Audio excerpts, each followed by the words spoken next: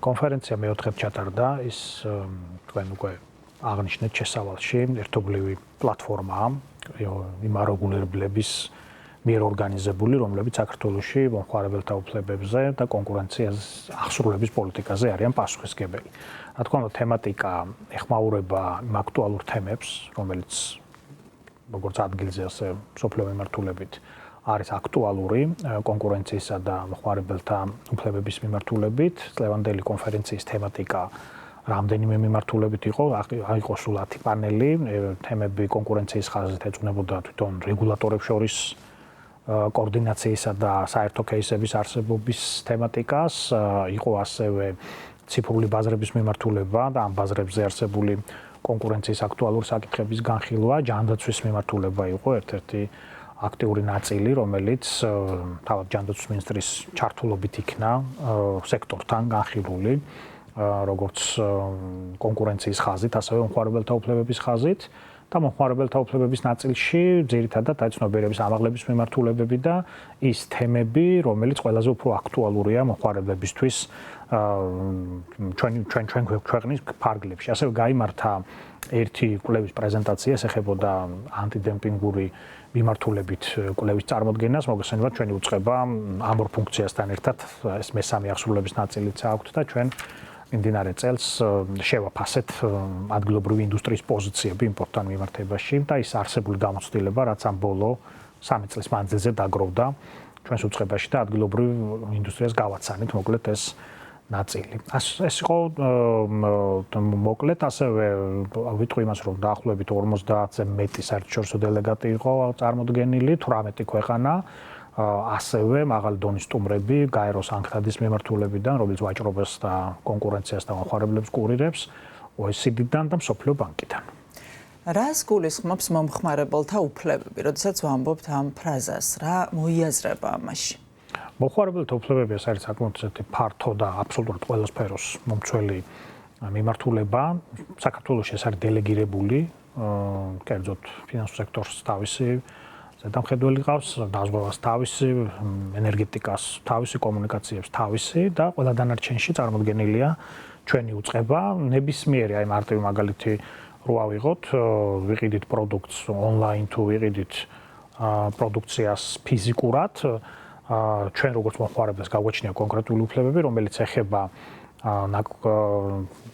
თვითონ თუ აღმოვაჩენთ რაიმე შეუსაბამობას არსებული პროდუქტის მოთხოვნებთან, რაც თავიდან მქონდა, ამ საკითხის დაკმაყოფილებას, თანხის უკან დაბრუნებას, ნაკლიანი ნივთის შეცვლას ან შეკეთებას და ასევე გარანტიების საკითხებს და იმ შემთხვევაში თუ რაიმე არასწორი ან არასათანადო კომერციული პრაქტიკის შედეგად ვიღებთ ზიანს, აი მსგავსი ტიპის საკითხების რეგულირებას, მარტივად რო ვთქვა კიდე უფრო, მაგალითად ონლაინ ვიყიდე ნივთი საქართველოში, მივიღე ეს პროდუქტი, ვებგვერდზე ყველაფერი იყო აღწერილი სათანადოდ, როცა მივიღე თუ ის არ აღმოჩნდა, რაც მე მინდოდა, მაქვს უფლება 14 დღის ვადაში აღნიშნული ნივთი დაუბრუნო, მოვაჭრეს. თუ ის უარს აცხადებს ამ ჩემი უფლების დაკმაყოფილებაზე, უკვე არსებობს ჩვენი სააგენტო, სადაც შეგვიძლია ჩავერთოთ და ერთი თვის ვადაში ვიღებთ კონკრეტულ გადაწყვეტილებას და ასეთ საკითხებს ძალიან ბევრია. ეს არის მხოლოდ ნივთებს, ხომ, მომსახურების სფეროსაც. აი მაგალითისთვის საბანკო,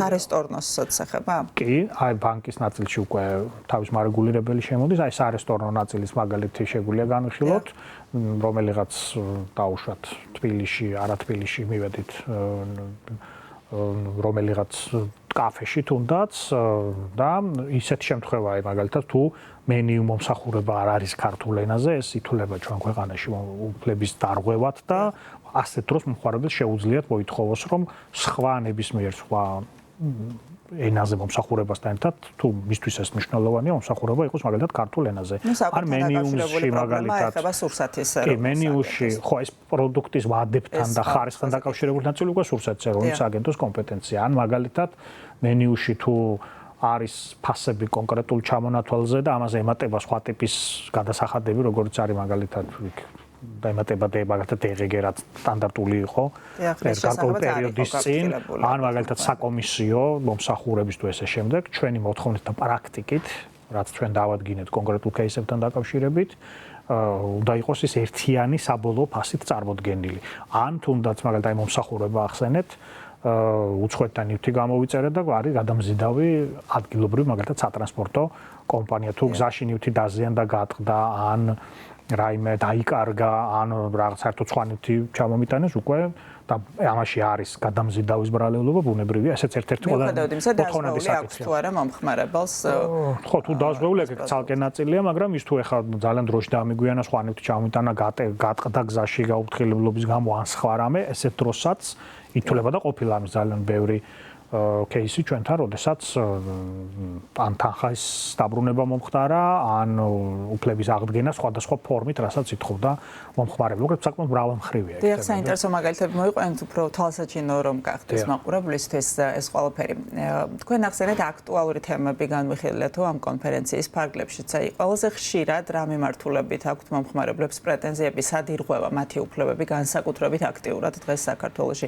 იქნება ეს სფერო, კონკრეტული პრობლემის არსი, რა შეიძლება იყოს?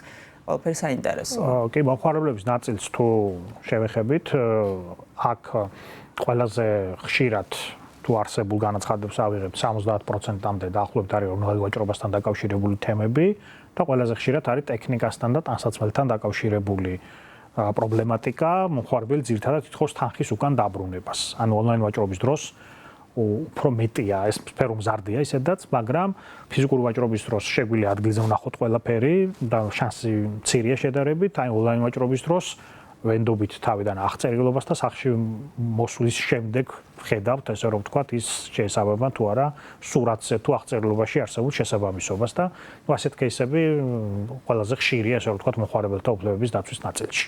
თქვენ ცნობიერებაც ახსენეთ, თუ იზრდება მომხმარებელთა ცნობიერება, ეს საჩივრების რაოდენობა წლიდან წლამდე რამდენად მზარდია. ალბათ აქედან გამომდინარე შეგვიძლია ვიმსჯელოთ, რომ უფრო მეტმა ადამიანმა გაიგო, რომ მათ აქვთ უფლებები ამ მიმართულებით და შეუძლიათ მოითხოვონ კომპენსაცია, ნივთის დაბრუნება და ასე შემდეგ. ვფიქრობ, რომ ცნობიერება როგორც კონკურენციის ნაწილში, ასევე მომხმარებელთა უფლებების ნაწილში მზარდია, თუმცა მომხმარებელთა უფლებები უფრო ფართო მოცვის თემაა, და ყველა ჩვენთან განსეხება, ყველა ჩვენ მოქალაქეს.